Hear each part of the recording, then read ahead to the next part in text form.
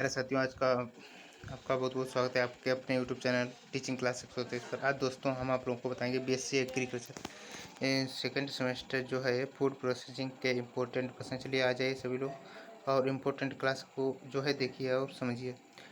सभी पेपर में छपने वाले प्रश्न है। देखिए पहला प्रश्न है, पहला का मतलब जो 1 से 85 तक थे जो कल के वीडियो में कराए हैं, बाकी जो बचे प्रश्न है वो आज के वीडियो में कराएंगे। पहला प्रश्न है, कौन वसा में ऑक्सीजन की दर को तेज नहीं करता है? जो वसा में कौन है जो ऑक्सीजन की दर को कम नहीं करता? तो पानी की उपस्थिति जो है कम नहीं करता। अगला प्रश्न है, लिपोलिसिस के लिए जिम्मेदार एंजाइम है? तो लाइपेन है। क्या है? लाइपेस।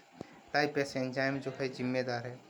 अगला प्रश्न है, दूध पर ऊष्मा उपचार का उद्देश्य है? दूध पर जो ऊष्मा है उसका उपचार उद्देश्य है तो रोगजनक सूक्ष्म जीवों को नष्ट करना। रोगजनक जो है सूक्ष्म जीवों को नष्ट करना। अगला प्रश्न है, क्रीम प्लग बनने से बचने के लिए की सिफारिश की आवश्यकता होती है? तो समरूपीकरण की। अगला प्रश्न है, दूध में सर्वाधिक ऊष्मा संवेदनशील विटामिन? तो विटामिन सी है। ठीक है, विटामिन सी जो है दूध में सर्वाधिक ऊष्मा संवेदनशील विटामिन है। ठीक है, दूध में आयरन जो होता है नहीं होता है, आयरन की मात्रा नहीं होती। दूध में कैल्शियम सर्वाधिक मात्रा में होता है। ठीक, और विटामिन सी खट्टे पदार्थों में सर्वाधिक होती है। अगला प्रश्न है, खनिजों पर ऊष्मा उपचार के परिणाम की ओर ले जाते हैं? तो पनीर बनाने की विशेषता को नुकसान जो है खनिजों पर ऊष्मा उपचार के परिणाम की ओर ले जाते हैं तो पनीर बनाने की विशेषता को नुकसान। अगर घी की वसा पूछी जाए तो घी में जो वसा होती है 99.9% घी में वसा की मात्रा होती है। ठीक है, अगला प्रश्न देखिए, दूध में दूध में अस्पष्टता किस कारण से होती है? तो वसा के निलंबन के कारण। अगला प्रश्न है, दूध में पीलापन किसके लिए जिम्मेदार ठहराया जा सकता है? कैरोटीन के कारण दूध में पीलापन होता है। अगला प्रश्न है, एक समीकरण में वसा एस और जल डी निर्धारित करते हैं तो व्यंजन है तो त्वरण है। कैसा है? त्वरण। अगला प्रश्न है, दूध के घनत्व की गणना 15.5 डिग्री सेल्सियस पर करें जिसमें 3.2% वसा और 8.5% एस हो तो 5.03 ग्राम सेंटीमीटर। अगला प्रश्न है, हिमांक बिंदु दूध में किस मिलावट की जांच करने में मदद करता है? तो पानी में मिलावट। अगला प्रश्न है, सामान्य दूध का पीएच मान 25 डिग्री सेल्सियस पर होता है 4.3। ठीक है, कितना होता है? 4.3। अगला प्रश्न है, ब्याने के बाद गाय जो पहला दूध देती है उसे कहा जाता है? तो कोलोस्ट्रम कहा जाता है। क्या कहा जाता है? कोलोस्ट्रम कहा जाता है। अगला प्रश्न देखिए, प्रश्न है, उचित पास्चुराइजेशन के लिए परीक्षण किस एंजाइम की गतिविधि पर आधारित? तो फास्फेट एंजाइम की गतिविधि पर आधारित। अगला प्रश्न, दूध का हिमांक क्या होता है? 0.55 डिग्री सेल्सियस दूध का हिमांक होता है। ठीक है, दूध का औसत क्वथनांक क्या है? तो 100 से 101 डिग्री सेल्सियस जो है इसका क्वथनांक है। अगला प्रश्न देखिए, 16 डिग्री सेल्सियस पर सामान्य दूध का औसत विशिष्ट गुरुत्व क्या है? तो 0.1.032। ठीक है, अगला ऑप्शन है, कानूनी तौर पर मक्खन में कम से कम कितने प्रतिशत वसा होनी चाहिए? तो 80% जो है वसा की मात्रा मक्खन में होनी चाहिए कानूनी तौर पर आजकल मिलती कहाँ है? तो सपरेटा वाला जो है दूध है उसी में वसा की मात्रा जो है पहले ही निकाल ली जाती है। जो उसमें जो पानी बचा रहता है उसी जमा कर आजकल बेचते हैं। अब घी है जो सपरेटा वाला उसमें भी क्रीम बहुत सी निकाल लेते हैं, उसमें कई प्रकार की तो शुद्ध आजकल नहीं मिलता है, गांव में जो मिल जाता है अच्छा है। अगला प्रश्न है, दूध या क्रीम में वसा के प्रतिशत को वंचित तक बढ़ाने या कम करने की प्रक्रिया मानक कहा जाता है? तो मानवीकरण।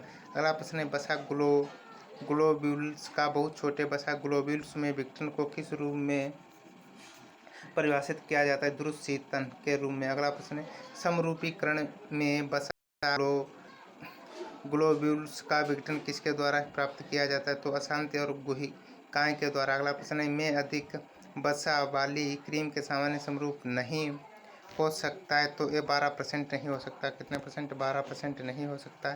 अगला प्रश्न है, सामान्य रूप से लागू होने वाले समरूपता तापमान है? तो 60 से 70 डिग्री सेंटीग्रेड। अगला प्रश्न, सही समरूपीकरण दबाव है 10 से 25 MPa।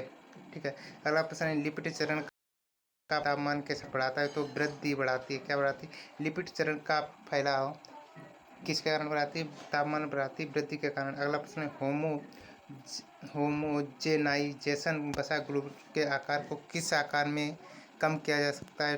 तो 2 म्यू से कम। ठीक है, अगला प्रश्न है, होमोजिनाइजेशन का किसके पोषण के शरीर विज्ञान पर प्रभाव पड़ता है? तो बेहतर पाचक शक्ति पर। ठीक है।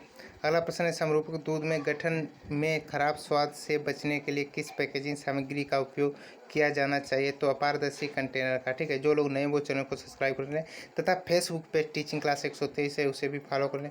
अगर आप फेसबुक पे देख रहे हैं फॉलो कर लें और यूट्यूब पे देख रहे हैं तो उसे चैनल को सब्सक्राइब कर लें और शेयर करते रहें अपने दोस्तों के पास।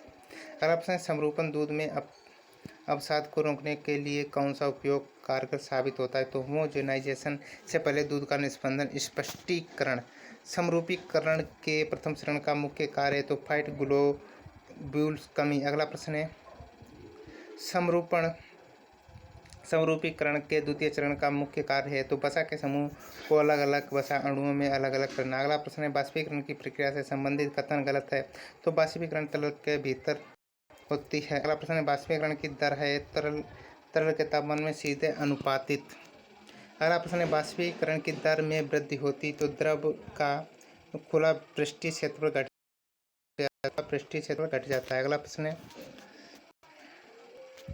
बाष्पीकरण की दर कम हो जाती है तो आसपास की हवा की नमी बढ़ जाती है। बाष्पीकरण की जो सीधी सी बात है कि बाष्पीकरण की दर हुई तो आसपास की जो हवा है उसकी नमी बढ़ जाएगी। अगला प्रश्न है, कौन से कारक बाष्पीकरण की दर को प्रभावित नहीं करते हैं? तो तरल की गहराई जो है बाष्पीकरण की दर को प्रभावित नहीं करते हैं। बाष्पीकरण केवल होता है तो एक तरल की सतह पर बाष्पीकरण होता है। अगला प्रश्न है, डेयरी उद्योग में बाष्पीकरण में से किस प्रक्रिया को प्रारंभिक चरण है? तो सुखाने की प्रक्रिया को प्रारंभिक जो है चरण है। अगला प्रश्न है, डेयरी उद्योग में बाष्पीकरण के तहत किया जाना चाहिए तो वैल्यूम। अगला प्रश्न है, कम सांद्रता की आवश्यकता होने पर कौन से बाष्पीकरणकर्ताओं का किया जा सकता है? तो परितंत्र प्रकार बाष्पीकरण। अगला प्रश्न है, प्राकृतिक प्रसंस्करण को बढ़ावा देने वाला बाष्पीकरण करता है तो लंबवत ट्यूबर बाष्पीकरण करता। अगला प्रश्न है कि बाष्पीकरणकर्ता जिसमें पंपों का उपयोग ट्यूबों का माध्यम बाष्पीकृत तरल मजबूत करने के लिए किया जाता है तो लंबवत ट्यूबर बाष्पीकरण करता। अगला प्रश्न है, लॉन्ग ट्यूब वर्टिकल बाष्पीकरण में प्रयुक्त डिप्लेक्टर का उपयोग किस रूप में किया जा सकता है? तो वाष्प विभाजन और फोम ब्रेकर। अगला प्रश्न है, फिल्म बाष्पीकरण पर चढ़ने का नुकसान कौन सा है? तो गंभीर पैमाने का गठन। अगला प्रश्न है, डेयरी उद्योग में बाष्पीकरणकर्ता किसके सांद्रण नहीं करते हैं? तो पनीर कारण नहीं करते।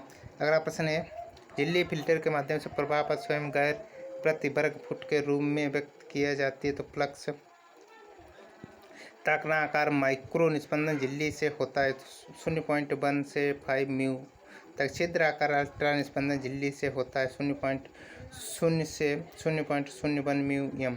अगला छिद्र आकार में नैनो निस्पंदन झिल्ली से होता है। वेरी इंपॉर्टेंट, जितने भी प्रश्न बता रहे हैं सभी इंपॉर्टेंट है।